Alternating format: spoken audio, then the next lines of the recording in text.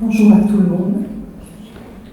Je suis très heureuse d'avoir été invitée par Stéphanie à venir vous parler de la dermatite atopique et également de pouvoir échanger avec vous. Alors, tout d'abord, la dermatite atopique, c'est une maladie chronique et très fréquente chez l'enfant. En France, c'est entre 10 et 15% des enfants qui sont atteints de dermatite atopique. Et cette prévalence, cette fréquence aurait augmenté considérablement ces 30 dernières années dans les pays industrialisés, puisqu'elle aurait doublé, voire même triplé, pour atteindre maintenant plutôt un plateau quand même au cours des années 2000. Donc ce qui déjà nous fait évoquer le rôle de notre mode de vie, de notre environnement. Il faut savoir quand même que 70 à 80% de ces enfants auront une forme légère à modérée qui va s'estomper dans l'enfance. La majorité des dermatites atopiques se développent avant l'âge de 5 ans. C'est dans 85% des cas, vous voyez sur le petit schéma, 45% avant 6 mois, 60% avant 1 an, donc 85% avant 5 ans. Donc on peut dire que c'est la dermatose chronique de l'enfant. Mais elle peut aussi toucher l'adulte. Alors sur une étude récente en France, ça sera à peu près 4% de la population adulte, soit à peu près 2 millions de personnes, dont 100 000 auraient une forme sévère. Alors il faut savoir qu'il existe différents profils d'évolution dans l'eczéma atopique. On peut avoir une dermatite atopique qui débute chez le petit, dans l'enfance, et qui va persister tout au long de l'âge adulte. Donc ce sont souvent malheureusement les formes les plus précoces et les plus sévères. Il peut y avoir un début dans l'enfance, et puis qu'est-ce qui se passe? Pendant quelques années, plus rien, très peu de choses, une peau sèche, pratiquement aucune lésion, et puis ça va récidiver à l'âge adulte, souvent à l'âge adulte jeune ou à la fin de l'adolescence. Et puis on a des formes tardives, à peu près 20% des cas. Celles-ci on les connaissait moins, qui débutent à l'âge adulte, et donc tous les critères de début précoce, atteinte des plis, antécédents familiaux, etc., parfois sont un petit peu mis en défaut, et ça pose parfois des difficultés pour le diagnostic. Est-ce que c'est vraiment un eczéma atopique? Mais on sait que réellement, l'eczéma atopique à début tardif de l'adulte existe. Alors, la dermatite atopique, c'est une maladie inflammatoire, on va en reparler, qui est prurigineuse, c'est-à-dire qu'elle entraîne des démangeaisons très importantes. C'est d'ailleurs une des causes de l'altération de la qualité de vie. Ça évolue par poussée, avec des périodes d'accalmie, de rémission, alors des poussées plus ou moins rapprochées, plus ou moins espacées dans le temps. Le plus souvent, je dis bien le plus souvent, c'est dans la majorité des cas, ça survient sur un terrain atopique prédisposant. Alors qu'est-ce qu'on appelle le terrain atopique? Il y a une définition qui dit que c'est la capacité qu'a notre corps, notre organisme, à fabriquer des anticorps, qu'on appelle des IgE, qui vont se développer contre les allergènes de l'environnement en petite quantité, qui normalement chez l'adulte non atopique ne provoquent rien. Je cite l'exemple par exemple des acariens. Voilà, donc le terrain atopique, c'est cette capacité à fabriquer ces anticorps, ces IgE.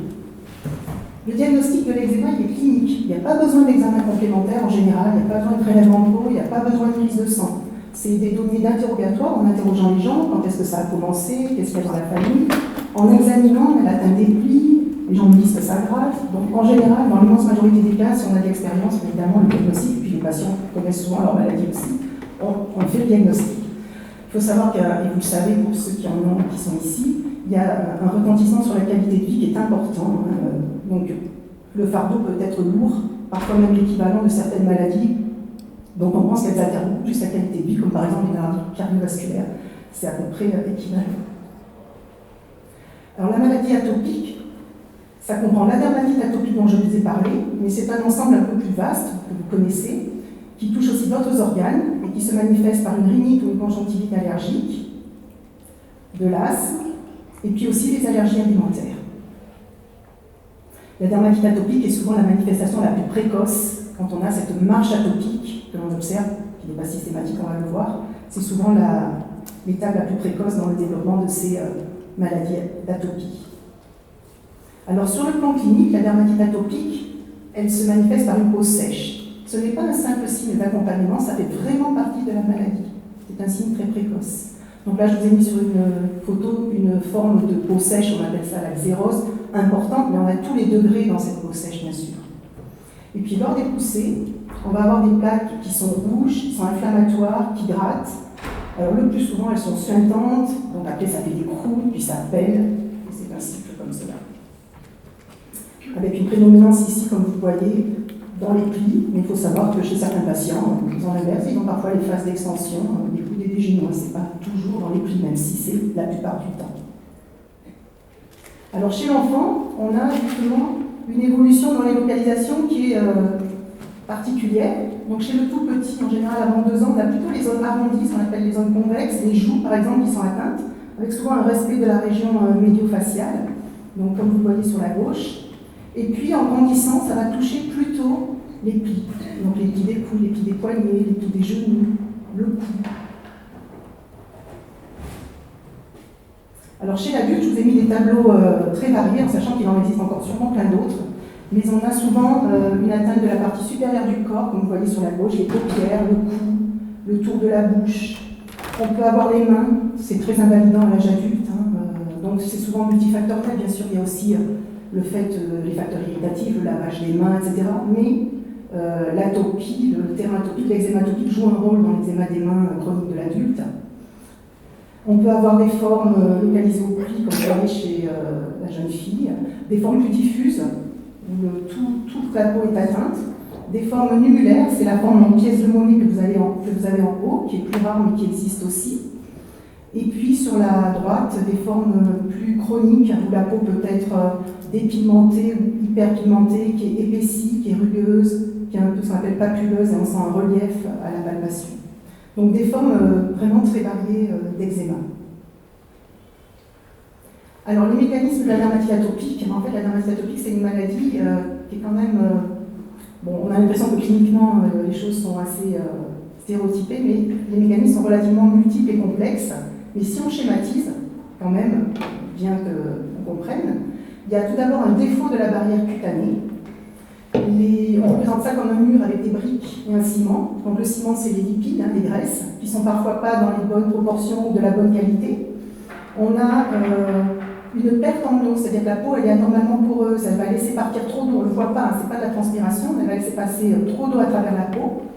Les cellules ne vont pas être bien cohérentes entre elles, cohésives plutôt, et du coup la fonction barrière ne va pas être bien assurée, on va dire. Et tout ceci interagit avec des anomalies de la réponse immunitaire, c'est-à-dire que le système immunitaire de la personne va réagir de manière excessive vis-à-vis des allergènes de l'environnement. Donc ces allergènes, du fait que la peau est trop poreuse, vont pouvoir passer à travers la peau. Ils vont être pris en charge par le système immunitaire, par des cellules particulières, et ça va aboutir à de l'inflammation cutanée. C'est ce que vous voyez cliniquement, la peau rouge, gratte. Et ces mécanismes interagissent entre eux, c'est-à-dire que l'inflammation va pouvoir aggraver le défaut de la barrière cutanée, et les anomalies de la barrière cutanée vont favoriser l'inflammation. Et ces deux gros mécanismes sont sous l'influence de facteurs génétiques, donc le terrain atopique, cette capacité qu'on a à fabriquer des IgE, c'est génétique, mais aussi on sait qu'il y a des anomalies génétiques de la barrière cutanée, et ça c'est tout récent, on l'a découvert il y a un peu plus de 10 ans.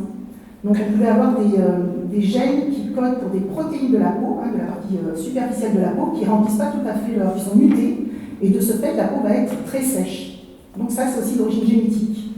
Il y a les facteurs environnementaux, puisqu'on a vu que la prévalence a pu considérablement augmenter ces 30 dernières années. Donc sûrement l'hygiène, le mode de vie, comment on vit dans les maisons, le milieu rural qui est moins important que le milieu urbain, donc tous ces facteurs-là. Le grattage, déjà, le grattage en lui-même assure une boucle, on va le voir plus loin, qui favorise, qui va altérer aussi la barrière cutanée, ça se comprend, et puis qui va favoriser l'inflammation cutanée. Et puis on a découvert tout récemment le rôle de ce qu'on appelait avant la flore cutanée, qu'on appelle maintenant le microbiome cutané, et on sait que la peau atopique est lors des poussées moins diversifiée. Il y a moins de bactéries, surtout les bactéries qui sont concernées, mais pas que. Il y a moins de bactéries, et lors des poussées, c'est surtout le staphylocoque doré, juste avant les poussées, qui va prendre toute la place des autres bactéries et qui va favoriser cette inflammation. Donc avoir un microbiome, une flore bien diversifiée, et les traitements sont là pour ça, notamment les traitements locaux, ça va aider à avoir moins d'inflammation et moins de poussées. Je vous ai parlé donc du grattage, donc qui est, la diapo, je crois que c'est un petit peu décalé. La boucle démangeaison qui entraîne le grattage, qui déclenche des lésions, qui entraîne de l'inflammation. Cette inflammation et puis l'altération de la barrière cutanée vont favoriser la pénétration des substances irritantes et des allergènes. Donc c'est un peu la boucle infernale. Alors, La dermatite atopique a une origine multifactorielle, vous l'avez vu sur le petit schéma dont je vous ai parlé, hein, génétique, environnementaux, la flore, le microbiome. Ce qui explique donc les différents aspects que je vous ai montrés tout à l'heure. Vous avez vu que cliniquement, il y a des formes très variées finalement. Et puis, on a dit aussi qu'il y avait des modes d'évolution qui étaient aussi différents les uns des autres. La plupart du temps, on a une évolution chez l'enfant qui va être transitoire et peu sévère, mais un certain nombre de ces patients qui ont un eczéma vont pouvoir évoluer vers des formes plus sévères ou persistantes. Alors on dit que la dermatite atopique, en fait, c'est une maladie qui est hétérogène, c'est-à-dire que, vous le voyez bien, par exemple, la forme de l'enfant, ça n'a pas le même aspect que la forme de l'adulte, et même que la forme du sujet âgé, parce que la dermatite atopique du sujet âgé, elle est rare, bien sûr, mais elle existe aussi. On voit aussi, vous avez des petites photos, que l'aspect des lésions en aigu, c'est pas le même que l'aspect des lésions en chronique. En aigu, les lésions vont être rouges, suintantes, très inflammatoires. En chronique, les lésions vont être plus épaisses, plus sèches, plus squameuses. Voilà. Donc c'est pas avec des trucs pigmentaires parfois. Ce qui a été montré aussi, c'est que selon notre origine ethnique, les tableaux cliniques ne sont pas non plus tout à fait les mêmes. C'est-à-dire que les patients, par exemple, d'origine asiatique, vont avoir des formes beaucoup plus articles de prurigo, une lésion de grattage plus fréquente, ou à forme numulaire, en pièces de monnaie plus fréquentes. Les gens d'origine africaine vont avoir des formes plus épaissies, plus lichénifiées. Tout ça pour dire que j'écris que ces facteurs-là, mais il en existe peut-être d'autres, que les mécanismes sont aussi probablement différents. C'est-à-dire qu'on peut imaginer que les voies d'activation dans ce système immunitaire qui dysfonctionne un peu vont être différentes en fonction de l'âge, et ça c'est étudié. Ce n'est pas tout à fait les mêmes chez le petit que chez le sujet plus grand. En fonction de l'origine ethnique, ce n'est pas les mêmes voies d'activation non plus. En fonction du caractère aigu ou chronique, pareil, ça peut être des voies d'activation différentes, même si la grosse voie prédominante, c'est celle qui nous dirige vers l'allergie au sens large. Ça a été démontré très récemment. Et l'intérêt de vous dire tout ça, c'est que les traitements, par la suite, sûrement, vont être beaucoup plus ciblés. On va pouvoir, en fonction des mécanismes, qui correspondent parfois à des tableaux cliniques, des présentations différentes, proposer des traitements qui seront beaucoup plus personnalisés. Et c'est ça qui fait l'intérêt de tout ce dont je vous parle, des descriptions dont je vous parle. Ensuite, il y a ce qu'on appelle les biomarqueurs. Je vous ai dit que normalement, on n'a rien à doser, c'est clinique, hein, l'eczéma atopique, mais on peut, et certains ont peut-être eu dans des dosages dans le sang, qu'on appelle ces fameux anticorps des IgE, dans le sang circulant, qui parfois sont dirigés vis-à-vis des acariens, des aliments, des pollens, ou de manière globale. On a distingué dans le passé deux types d'eczéma. On avait appelé, on ne sait pas trop, donc pour les séparer, dermatite atopique intrinsèque et dermatite atopique extrinsèque. Alors l'extrinsèque, c'est la dermatite atopique, entre guillemets, la vraie atopique allergique, c'est-à-dire celle qui a des IgE, celle que si vous faites des quick tests au pollen, avec le allergène sur les bras, des petits tests seront positifs. En général, ils ont souvent de l'asthme, de la rhinite associée, des antécédents familiaux d'allergie. Donc ça, c'est 80% des patients, la dermatite atopique. Et puis, la dermatite atopique intrinsèque, ça, c'en est une autre et qui existe aussi. Et elle est un petit peu différente. Alors, cliniquement, ils se présentent pareil, on ne voit pas trop la différence. Mais par contre, si on dose les IgE dans le sang, normal. On demande aux patients, vous avez de l'eczéma, vous avez de la rhinite, rien. Vous avez des antécédents familiaux dans la famille, rien non plus. Donc, on voit bien que c'est, on l'appelle dermatite atopique, mais c'est peut-être dermatite atopique, atopie-like, atopiforme, on ne sait pas. Cliniquement, c'est la même chose, mais peut-être que dans l'avenir, les traitements seront là aussi plus ciblés. Parce que les mécanismes, quand on regarde au niveau moléculaire et cellulaire, sont peut-être différents. Donc ça, c'est aussi intéressant de voir un petit peu ces différentes formes. Après, on a parlé de la barrière cutanée. Je vous ai parlé de la peau sèche et de la découverte récente d'anomalie de protéines, de structure de la partie la plus superficielle de la peau, qu'on appelle l'épiderme. Et il y a plus de 10 ans, on a découvert la filagrine, qui est une protéine qui sert à rendre les cellules bien cohésives entre elles au niveau de la couche cornée de la peau, à faire une barrière étanche et efficace, qui sert à bien hydrater la peau, qui sert à avoir un bon pH, qui sert à se protéger vis-à-vis aussi des infections.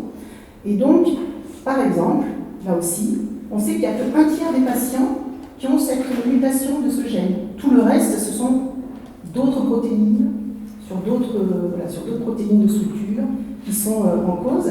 Et là aussi, les patients, par exemple, d'origine africaine, ont beaucoup moins cette mutation de la filagrine que les Européens. Donc il y a d'autres aussi, peut-être, au niveau de la barrière cutanée, d'autres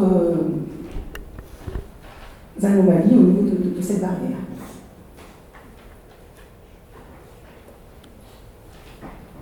Alors, pour finir, ce qui protégerait du risque de dermatite atopique. Après, les choses, c'est au jour d'aujourd'hui, mais parfois ça change. Donc, c'est des études, l'étude, elle date de 2011, qui montrait qu'avoir un chien avant l'âge d'1 an serait plutôt un rôle protecteur. Pour le chat, c'est assez variable. Une fois, c'est protecteur, une fois, ça l'est pas. Le mode de garde plutôt collectif. Vivre à la ferme pendant la grossesse. Donc, le milieu rural. C'est sûr qu'on a beaucoup plus de dermatite atopique. On avait comparé Allemagne de l'Est, Allemagne de l'Ouest à une époque. Il y avait beaucoup plus de dermatite atopique en Allemagne de l'Ouest qu'en Allemagne de l'Est, où il y avait encore beaucoup de milieu rural, d'agriculture. Allaiter, l'allaitement exclusif jusqu'à 3-4 mois. Donc ça, c'est effectivement, ça aurait plutôt un rôle protecteur. Et c'est une publication très récente, il y a eu des données un petit peu variables. Par contre, continuer à allaiter au-delà de cette période-là, ça n'aurait pas de rôle protecteur, justement. Sur la dermatite atopique, mais par contre, sur la survenue d'un asthme à distance, ça serait quand même plutôt protecteur. Mais je parle uniquement de la dermatite atopique. Les émollients à la naissance. Alors ça, c'est vrai que pour les familles à risque, quand voilà, un des parents a une dermatite atopique importante, il a été montré que débuter très tôt les crèmes émolliantes, les crèmes hydratantes, tout de suite après la naissance, au moins jusqu'à 6 mois de vie, ça protégerait de la survenue ultérieure d'une dermatite atopique, en sachant qu'on n'a pas évalué à des années non plus, mais dans les années qui suivent. Donc ça peut être intéressant déjà à donner comme conseil.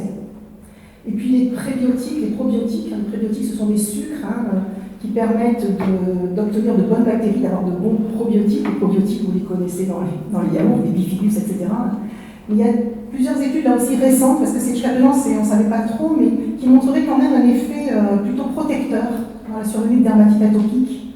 Quand on le donne à des femmes en fin de grossesse ou pendant l'allaitement. Alors il faut savoir la durée de ces probiotiques, quels probiotiques donner, mais ça peut être aussi intéressant, donc ça serait plutôt protecteur. Un article tout récent montrait que la supplémentation d'acide gras oméga 3 polyinsaturé, donc ça c'est un grand mot, mais c'est surtout les huiles de poisson, de sardines, de harengs, etc. Alors, ça aurait plutôt un effet protecteur, mais ils disent qu'il faut faire d'autres études. Mais comme c'est pas mauvais en soi, ils disent, prenez-en. Voilà. Donc, ça peut être bénéfique. De toute façon, ça ne fait pas de mal. Donc voilà, c'était encore à l'étude, ils disent qu'il faut faire des études complémentaires. Donc ce qui ne protégerait pas, je vous l'ai dit, c'est l'allaitement maternel prolongé, les introductions alimentaires tardives. On a longtemps cru que d'introduire tardivement les aliments, ça allait protéger de la dermatite atopique des allergies. Nous, au contraire, on va plutôt induire une tolérance par voie digestive, et donc il faut introduire normalement les aliments. Les hydrolysats de protéines de lait. Alors, dans les dernières études, en 2008, on pensait que ça avait un effet un peu protecteur. Finalement, ça ne changerait rien. Les mesures anti-acariens pour l'eczéma atopique, je ne parle pas des maladies respiratoires, ça n'a pas non plus démontré son efficacité.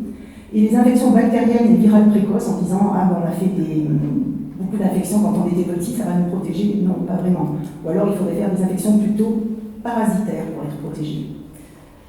Ce qui exposerait au risque de dermatite atopique, en fait, c'est aussi beaucoup sur les maladies inflammatoires au sens large, c'est-à-dire consommer des sucres, des acides gras polyinsaturés, vivre en milieu urbain, utiliser beaucoup d'antibiotiques pendant la grossesse et la petite enfance.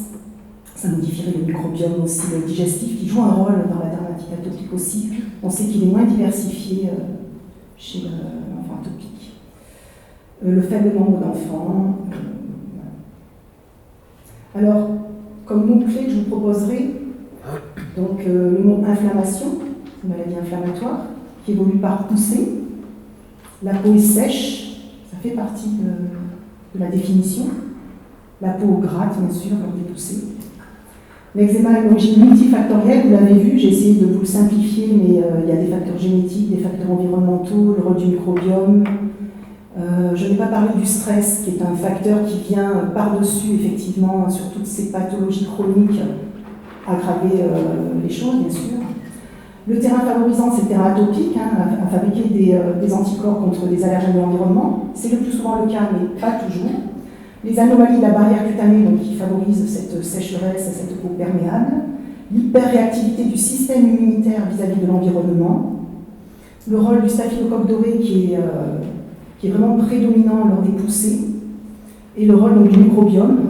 Donc, il faut qu'il soit le plus divers possible pour diminuer les poussées d'eczéma. Et donc le rôle des traitements qui est important justement pour la diversification de ce microbiome. Je crois que c'est tout et je vous remercie.